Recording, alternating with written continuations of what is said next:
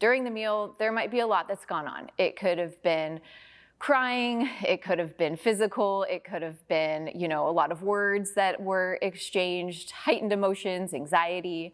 And so that can be very distressing when your meal is over, having to come down from that.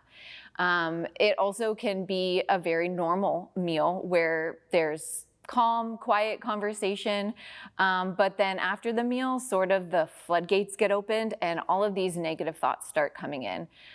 Guilt, shame, remorse, negative self-talk. And so being able to cope with that distress after the meal can be incredibly supportive, so that you're not maintaining that barrage of negativity after the meal.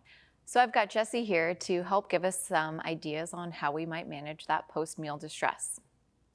So I want to start by first reframing how we can think about post-meal distress, because often when there is a lot of distress and there are a lot of emotions after the meal, usually it's a signal of a good thing, that a good thing has happened, meaning that it's been a successful meal, or that your child has worked really hard to challenge the eating disorder during that meal. So if you're seeing those really big emotions post-meal, just kind of reassure yourself as a parent that, hey, I probably did something right there.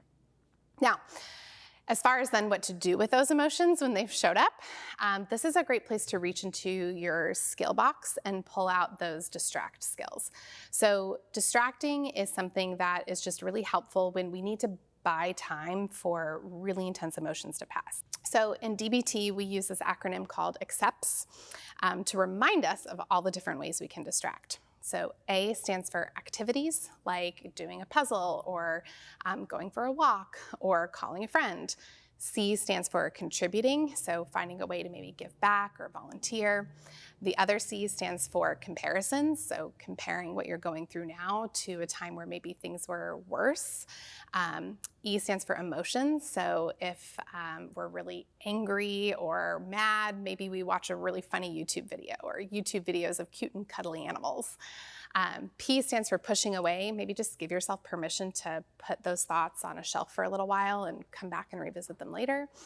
T stands for thoughts, so keep your mind busy or occupied. Do a word puzzle, do a Sudoku. And then S stands for sensations. So these would be really strong sensations that kind of pull us away from that emotion we're feeling. Like a cold shower or holding ice would be examples of strong sensations. Yeah, and I think that a lot of times, a lot of families I hear talking about a post-meal walk, and that can be a great fit for a lot of people. And for some, I think that the post-meal walk, maybe there's an activity restriction that you're working on, or maybe it's feeding into the eating disorder a little bit to feel like you just ate something and now you need to burn that off or burn it in or expend that energy in a different way. And so, you can rearrange that into being maybe a post-meal drive where you roll down the windows and sing music really loud, or maybe you drive to the lake and you can sit there and read a book or paint a picture, or maybe just being able to sit outside, play with your dog. So I think that there's ways to feel that connection with the outdoors, or getting that fresh air without having to connect to that only with movement.